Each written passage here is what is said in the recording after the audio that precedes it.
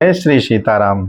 आइए अब हम सुंदरकांड के उस प्रसंग को सुनते हैं जहां विभीषण जी रावण को समझाते हैं कि काम, क्रोध और लोभ नरक के द्वार हैं।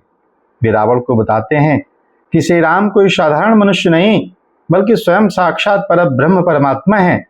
आइए इन दिव्य चौपाइयों को अर्थ सहित समझते हैं।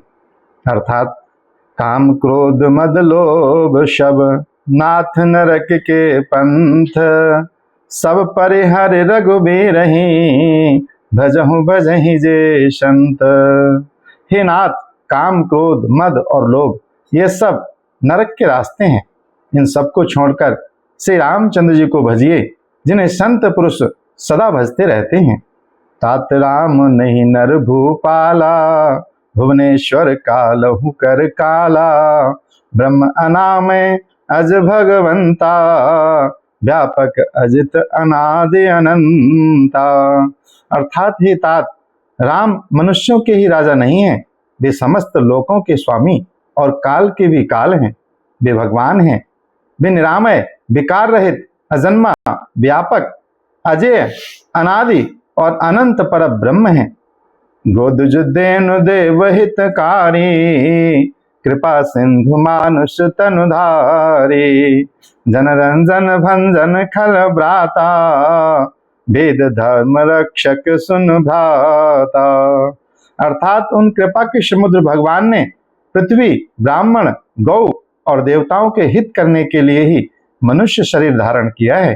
हे भाई सुनिए, वे सेवकों को आनंद देने वाले, दुष्टों के समूह का नाश करने वाले और वेद तथा धर्म की रक्षा करने वाले हैं। ताय बयरु तज नाय माथा, प्रणतारत भंजन रघुनाथा। देहुनाथ प्रभु को बै देहि, भजहु राम बिनु हेतु शनेहि।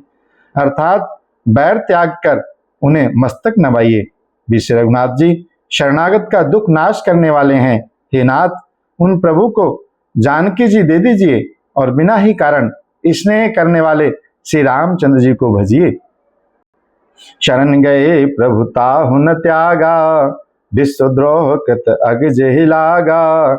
जासु नाम त्रैताप न शावन, सोई प्रभु प्रगत समुझ जिय रावण। अर्थात जिसे संपूर्ण जगत से द्रोह करने का पाप लगा है, शरण जाने पर प्रभु उसका भी त्याग नहीं करते।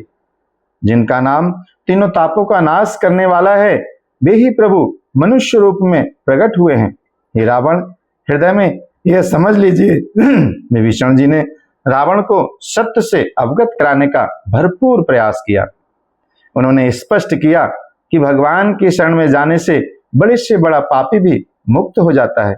लेकिन क्या अभिमानी रावण इस दिव्य ज्ञान को स्वीकार करेगा? इसे हम अगले भाग में समझते हैं। प्रेम से बोलिए जय श्री सीताराम, जय श्री सीताराम।